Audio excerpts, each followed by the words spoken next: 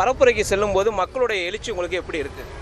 மக்களோட எழுச்சியாக தான் நாங்கள் வெயிலும் பார்க்காம நாங்கள் ஓடிக்கிட்டு இருக்கோம். எங்கே போனாலும் தளபதிக்கு எப்படி வரவேற்பு கொடுக்குறாங்களோ அதுமாரி தொண்டர்கள் எங்களுக்கும் மக்கள் வரவேற்பு கொடுக்குறாங்க. எங்கே பார்த்தீங்கன்னா சில கட்சி இங்கே திமுகலாம் இருக்காங்க. ஆனால் இந்த வார்டுக்குள்ளே வரக்கூடாது, எங்கள் தெருவுக்குள்ள கூடாதுன்னு திமுகலாம் மக்கள் முடக்கிறாங்க, வரக்கூடாது, எந்த சேவையும் செய்யலைன்னு. ஆனால் நாங்கள் போனோம்னா எங்களுக்கு இந்த தெருவுக்குள்ள வரவாங்க, எங்களுக்கு இந்த தெருவுக்குள்ள வரவான்னு சொல்லிட்டு போட்டி போட்டுட்டு எங்களை இழுத்துட்டு போயிட்டு இருக்காங்க. இதை பார்க்குறப்ப எங்களுக்கு இன்னும் ஓடுன்னு தோணுது. அந்த அளவுக்கு மக்கள் திமுக மேலே ரொம்ப எதிர்ப்பு அலையில் இருக்காங்க. இன்னொரு பக்கம் பார்த்தீங்கன்னா அவங்க இன்னொரு முக்கியமான காரணம் வச்சுருக்காங்க.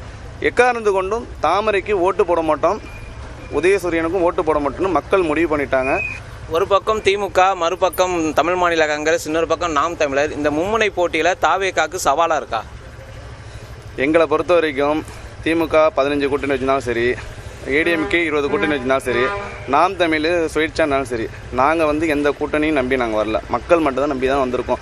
எங்களுக்கு ஒரு பெரிய அவங்களால எங்களுக்கு ஒரு பெரிய போட்டி முன்னு நாங்கள் யாரையுமே நினைக்கல.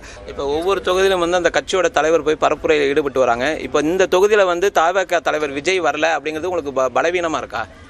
இல்லை, அவங்களோட சூழ்நிலையை நம்ம புரிஞ்சுக்கணும். எலெக்ஷனுக்கு டேட்டு ரொம்ப கம்மியாக இருக்குது. அதனால் நீங்கள் பார்த்தீங்கன்னா தளபதி வரங்கிறது ரொம்ப கஷ்டமான விஷயம். அவர் வரணும்னா நாங்கள் ஒரு வாரத்துக்கு முன்னாடி அதை ப்ரிப்பேர் பண்ணணும், இடத்த பார்க்கணும், போலீஸ் எங்களுக்கு ஏகப்பட்ட ஃபார்மாலிட்டிஸ் கேட்குறாங்க.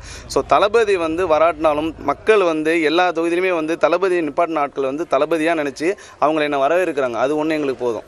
தாவேகா யாருடைய வாக்கு வங்கியை பாதிக்குது சார்? எங்களுக்கு வாக்கு வங்கி அதிகமாக இருக்குது. எங்களோட வாக்கு வங்கி பார்த்திங்கன்னா திமுகவிலேருந்து எங்களுக்கு ஓட்டு விழுது, ஏடிஎம்கேலேருந்து ஓட்டு விழுது, நாம் தமிழ்லேருந்து ஓட்டு விழுது, விடுதலை சிறுத்தையிலேருந்து ஓட்டு விழுது, காங்கிரஸ்லேருந்து ஓட்டு விழுது. அனைத்து மதத்தினரும் எங்களுக்கு ஓட்டு போடுறாங்க. இந்த ஒன்று எங்களுக்கு பெரிய ப்ளஸ்ஸாக இருக்குது.